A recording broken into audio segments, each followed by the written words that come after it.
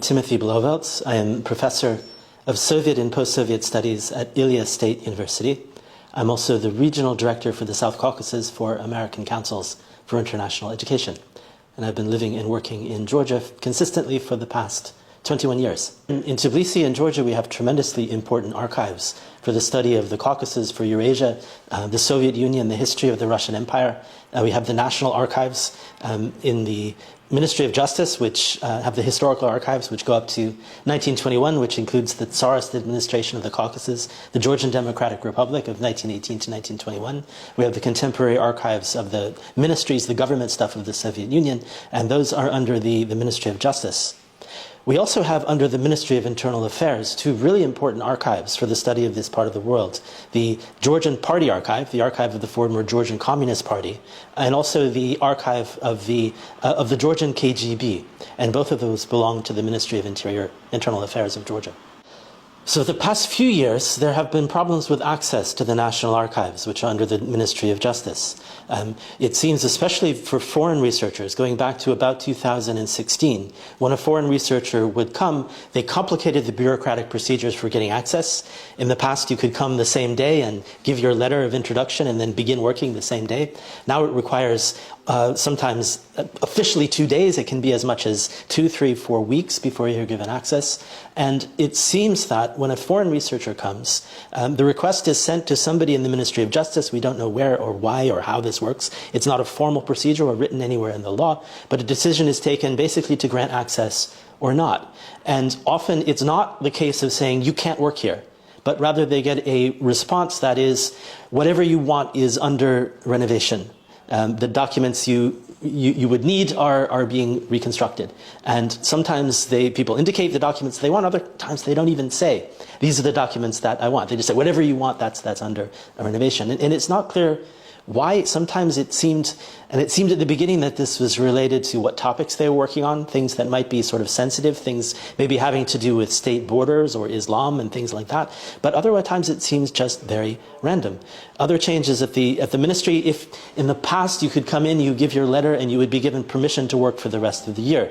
They've changed that procedure, so now you have to go through this process every 3 months. You get only permission to enter for 3 months, and then that gives an opportunity for this further complication down the road. So people who have been working there then have to reapply, and often then they're told the documents are under renovation. Even in cases where people have been working with documents, they have them sitting on the desk, they're told no, they're unavailable, they're under restoration. There is also, it seems, a list of funds. It's not a public thing, but there's a list of funds that, and somebody has taken photographs of it, that are not to be given out to researchers.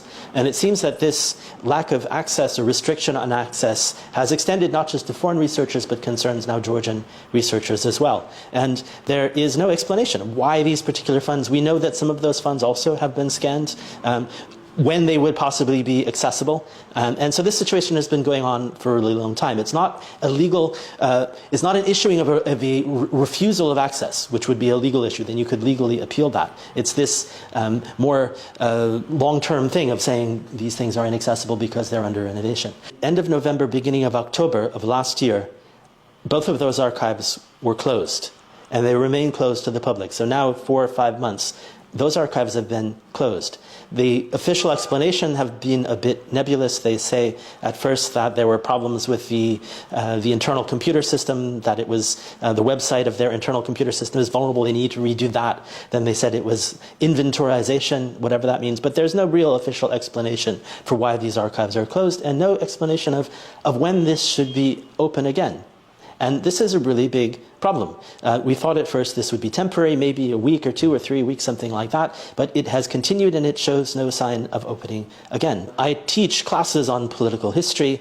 One of the requirements of my class on Soviet history going back all the way for 18 years is that we make a visit to the archives. It's a requirement, it's in the syllabus. I try to get the students familiar with what an archive is like, to sort of overcome the fear, the barrier, because it's scary going to a state archive and working there.